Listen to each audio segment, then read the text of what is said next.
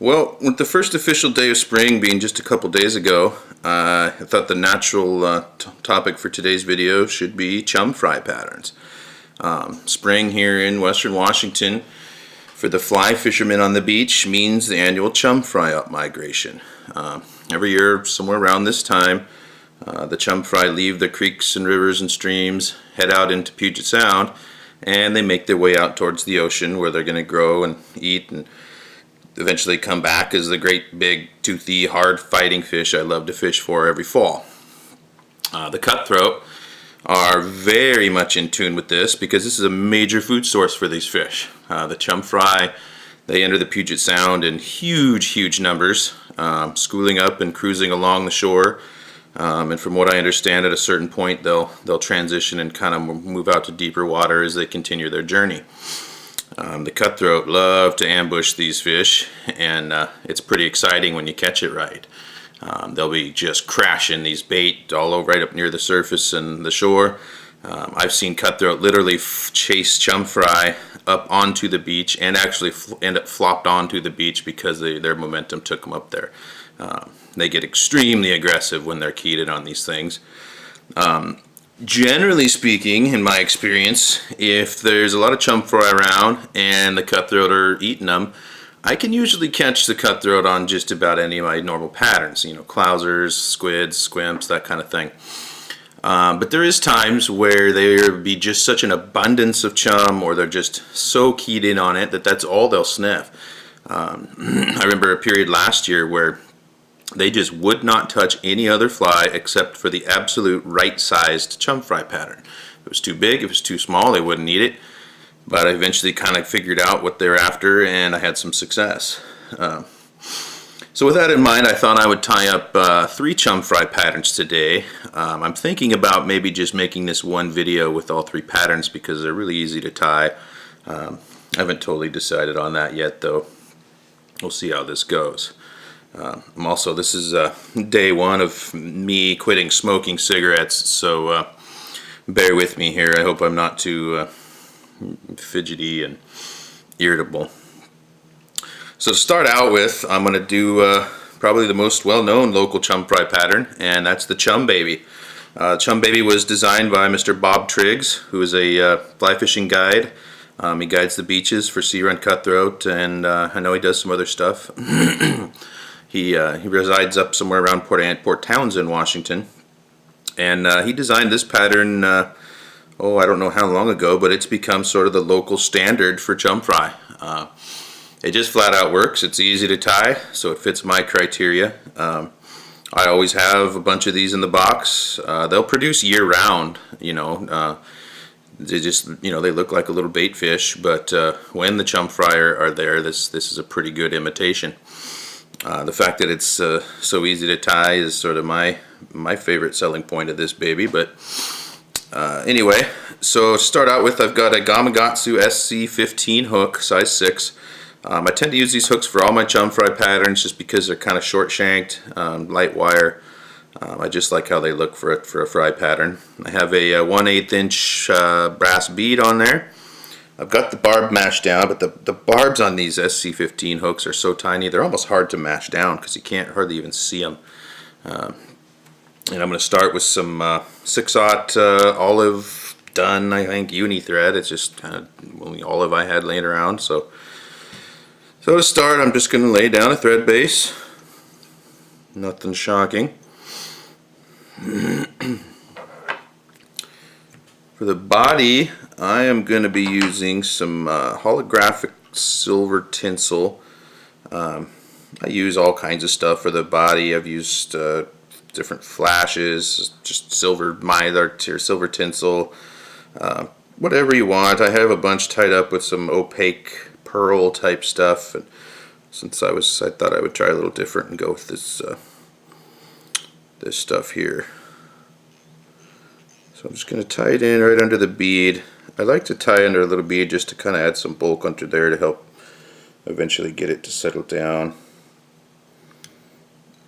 Come back to just about the start of the bend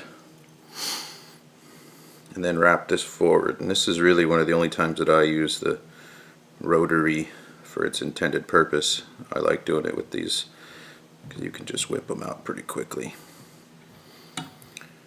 So we'll just bring that up.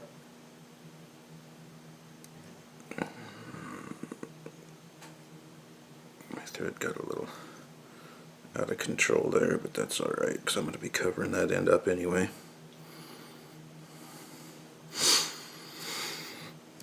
Okay. Next up, we're going to go with some gray squirrel tail. It's kind of a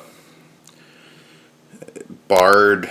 It's got gray tips with the brown and darker brown, almost black sort of bars down the hairs, which I think if you've ever looked at a chum fry, it has those par marks. And so this is a good material for mimicking that. A lot of guys use flies, tie flies, and then they'll use like a Sharpie or something to add the par marks, which works really well. With this stuff, you don't really have to do that.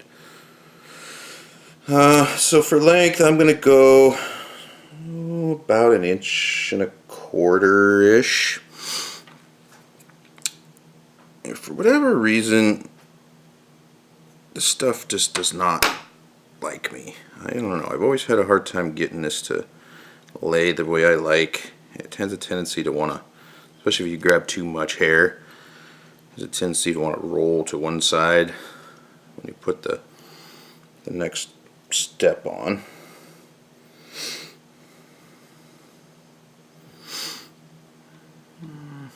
Looks pretty good. As I said, this is a really simple fly, which anybody who's watched any of my videos before knows that that's exactly what I'm looking for. Okay, to finish this off, I've got some peacock curl. You can use, I've used peacock curl ice dubbing before, and that works really well also. I kind of prefer the real thing, I think, but that's just me. Although that stuff's probably easier to work with. I like to kind of twist it up a little bit since I have, I think I got 1, 2, 3, 4 or 5 strands here. This is really lousy peacock curl. It's really thin, and I want a nice kind of bulk in my head here, so I'm using a few strands. And when I make my first wrap with the peacock curl, it always seems to want to pull the squirrel to one side, so I like to be kind of cautious of that.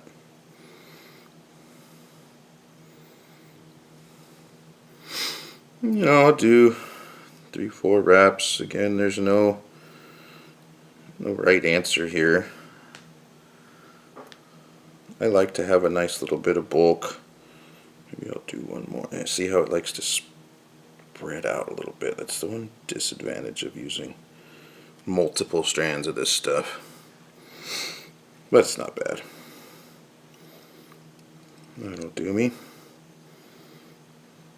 Again, I kind of like to work the hair a little bit just to make sure it isn't getting pulled to one side. If it does, it'll kind of swim goofy. Okay, I've got that tied down.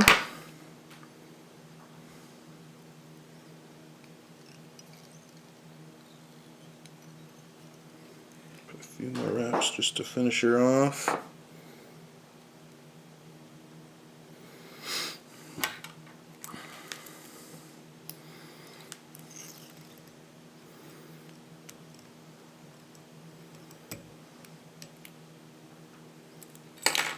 Whip finish, and I'll put a drop of Sally Hansen's on there because I love the stuff.